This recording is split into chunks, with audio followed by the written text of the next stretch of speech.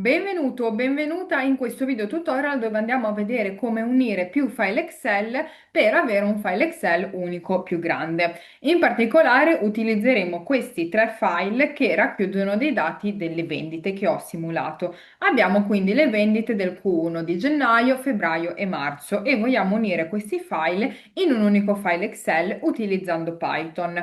Come vedi, si trovano all'interno di una cartella Google Drive che dovremo importare poi nel nostro ambiente di sviluppo Python. Vediamo come sono strutturati questi dati. Apro ad esempio vendite gennaio. Il file quindi ha 5 colonne, ID dell'ordine che inizia con Gen, quello di febbraio inizierà con Feb, la data dell'ordine, l'ID cliente, l'ID prodotto e la quantità. Quello di febbraio è uguale, ma contiene ovviamente i dati di febbraio e l'ID di ordine inizia sempre con Feb. La data sarà di febbraio, eccetera, eccetera. Quello che dobbiamo fare è semplicemente unire tutti i tre file, quindi mettere tutti i dati in coda. Quindi alla fine di questi avere quelli di gennaio e poi dopo quelli di gennaio avere quelli di marzo. E se vogliamo mettere in ordine crescente, partire con quelli di gennaio, poi febbraio, poi marzo, metterli tutti in un'unica coda. Vediamo quindi come si fa in Python. Come prima cosa dobbiamo importare la nostra cartella, dobbiamo importare i nostri dati. Io sto utilizzando come mente di sviluppo Google Colab, che è molto facile. Se vuoi utilizzarlo anche tu, ti lascio un tutorial qua sotto in descrizione.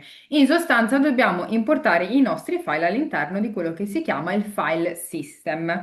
Per farlo possiamo direttamente montare il drive, così non dobbiamo farlo manualmente, altrimenti se abbiamo ad esempio 24 file, perché sono i file di 2 anni, non dobbiamo stare qua 24 volte ad importare un file manualmente. Possiamo direttamente montare il drive, si dice, quindi come se volessimo mettere la nostra cartella drive all'interno di Google Colab. Importiamo quindi la libreria Google Colab, il modulo Drive. From Google Colab import drive e poi lo montiamo, quindi drive.mount e poi tra virgolette dobbiamo scrivere content slash drive. Eseguiamo e Google Colab ci chiederà i consensi, quindi dobbiamo connetterci al Google Drive, poi cliccare su consenti e il drive verrà importato. Dopo aver dato tutti i consensi, quindi aver fatto OK, importa, vediamo la rotella che gira perché sta montando il drive. OK, è stato montato, quindi lo vediamo all'interno del nostro file system. Quindi qua abbiamo Drive, My Drive. La cartella che mi interessa è questa qua, File Excel, dove all'interno ci sono tutti e tre i file. Quindi possiamo importarli a questo punto. Li abbiamo importati nel file system, dobbiamo aprirli proprio con Python. Per farlo importiamo la libreria Pandas, quindi import pandas as pd, quindi per prassi la rinominiamo pd. Sappiamo ad esempio che per leggere un file Excel possiamo utilizzare read underscore Excel e poi mettere all'interno il percorso del file, quindi fare copia percorso e qua lo incolliamo tra virgolette. Eseguiamo e abbiamo il nostro DF. Quindi il nostro data frame in questo caso abbiamo importato quello di febbraio. Però così insomma non è che va tanto bene perché se un giorno abbiamo 24 file, poi abbiamo che dobbiamo scrivere questo codice 24 volte. Possiamo quindi utilizzare un ciclo for che ci viene in nostro soccorso. Quindi noi vogliamo elaborare, aprire tutti i file Excel, quindi non vogliamo scrivere sempre il nome, vendite febbraio, vendite gennaio, vendite marzo, vendite aprile, eccetera, eccetera, vogliamo importare tutti i file che sono all'interno della nostra cartella file Excel. Per farlo ci viene in soccorso la libreria Glob, quindi la importiamo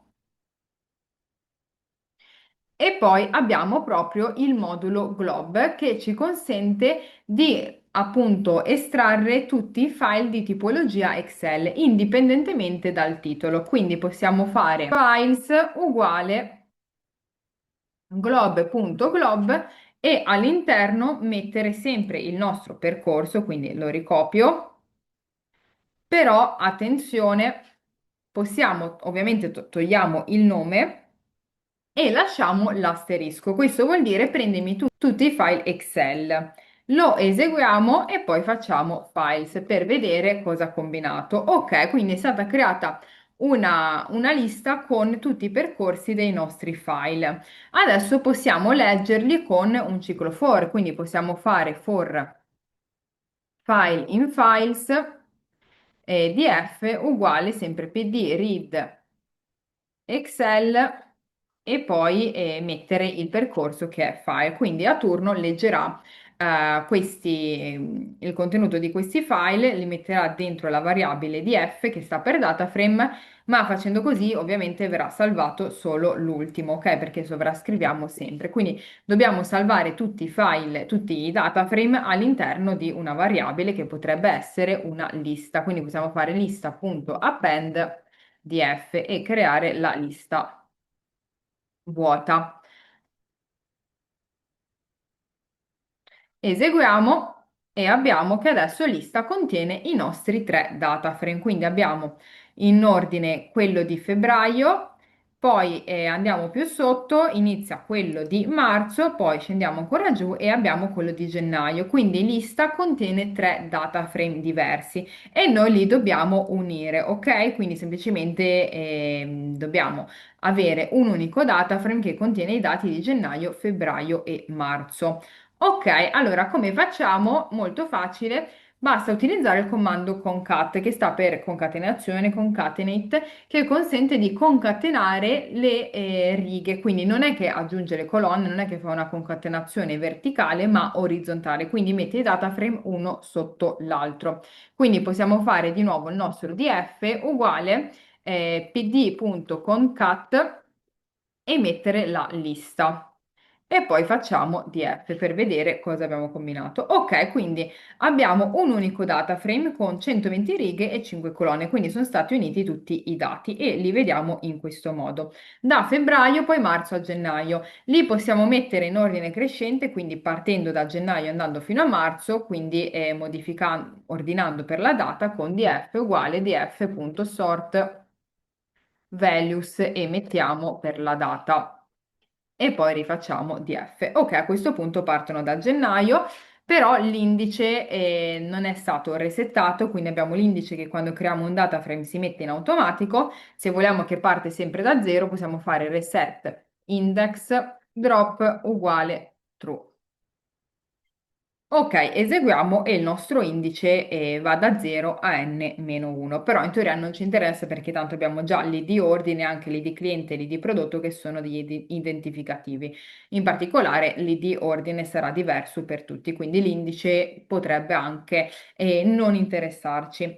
Bene, a questo punto abbiamo il nostro data frame, non ci resta che esportarlo, quindi possiamo fare df.toExcel e poi mettere il nome del nostro futuro data frame, del nostro futuro Excel, ad esempio report Q1 con estensione XL e possiamo settare anche il parametro index uguale false per toglierci l'indice.